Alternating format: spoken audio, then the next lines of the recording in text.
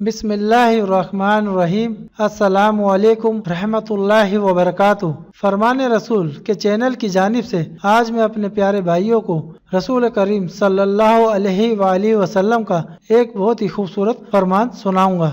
उससे पहले आप भाइयों से छोटी सी गुजारिश है कि अगर आपने मेरे चैनल को सब्सक्राइब नहीं किया है तो आप मेरे चैनल को सब्सक्राइब कर लें और साथ में बेल के आइकन यानी घंटी के निशान पर क्लिक करके ऑल नोटिफिकेशन पर क्लिक कर दें ताकि आइंदा कोई भी नई फरमान की वीडियो आप तक पहुंच सके। तो हम चलते हैं फरमान की तरफ। रसूल अल्लाह सल्लल्लाहु अलैहि वसल्लम ने फरमाया, बंदे की आजमाइश उसके दीन के हिसाब से होती है। अगर वो अपने दीन में पुख्ता और मजबूत हो तो उसकी आजमाइश भी ज्यादा होती है, और अगर उसका ईमान कमजोर हो तो उसकी आजमाइश उसी हिसाब से कम होती है। बंदे पर मुसलसल आजमाइशें आती रहती हैं, हत्ता कि वो उसे ऐसा पाक कर देती हैं कि वो जमीन पर चल फिर रहा होता है और उसके जिम्मे कोई गुनाह नहीं होता। आप देख सकते हैं इसका ये इब्ने माजा में हदीस है और ये हमारे प्यारे नबी का फरमान भी है। आप इसको लोगों तक ज्यादा से ज्यादा शेयर करें और हमारे नबी के फरमान के बारे में जान सके। और हम सबको अपनी नमाज की पाबंदी का ख्याल करना चाहिए। अस्सलामु अलैकुम